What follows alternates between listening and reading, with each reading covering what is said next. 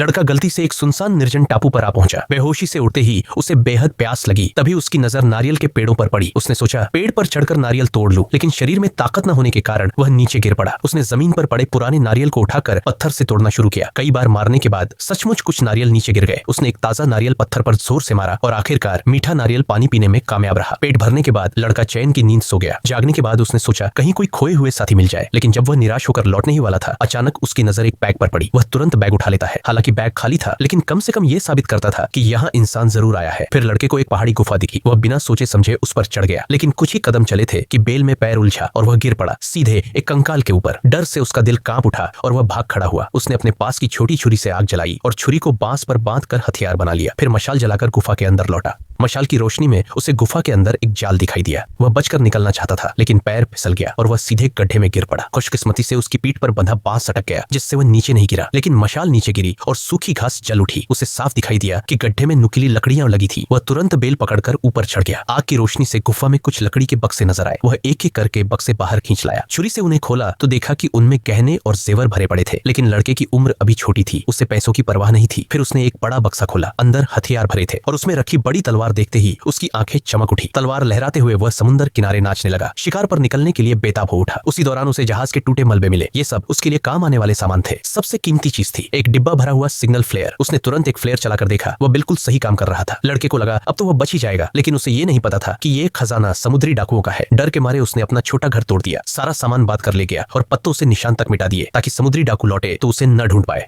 उसने एक पेड़ की खोह को नया घर बनाया, लेकिन तभी अचानक एक बड़ा गोरिल्ला बाहर निकल आया। वह गुस्से में लड़के की तरफ झपटा। लड़के ने तलवार निकालने की सोची, लेकिन हाथ में गलती से बांसुरी जैसी सोना आ गई। उसने मजबूरी में एक आवाज बजाई। आवाज इतनी बेसुरी थी कि गोरिल्ला पीछे हट गया और बिना पीछे देखे भाग खड़ा हुआ। गोरिल्ला के इस हमले से लड़के को समझ आया कि भले समुद्री डाकू न आई, लेकिन पहाड़ पर रहना भी खतरनाक है। उसने फौरन जाल बिछाने शुरू किए। सारे मिले हुए सामान का इस्तेमाल किया और अपनी सुरक्षा का पूरा इंतजाम किया। जाल भी बहुत कारगर साबित हुए। गोरिल्ला जैसे ही एक में फंसा, उसे उछालकर सीधा 8 मीटर दूर फेंक दिया। लड़का हंसते हंसते लोटपोट हो गया। गोरिल्ला शर्मिंदा होकर चुपचाप लौट गया। उस रात लड़के ने सपने में अपने परिवार और दोस्तों को देखा। रोते रोते उसकी नींद खुली। आंखों से आंसू बह रहे थे। तभी उसने देखा गोरिल्ला पास खड़ा है, लेकिन इस बार गोरिल्ला गुस्से में नहीं था। उसने लड़के का रोना देखा तो दया आ गई। बहुत इंसानियत से उसने अपना बड़ा हाथ लड़के के कंधे पर रखा। ये देखकर लड़का और जोर जोर से रोने लगा। गोरिल्ला समझा कि वह उससे डर रहा है और तय किया कि वह अब कभी उसके सामने नहीं आएगा।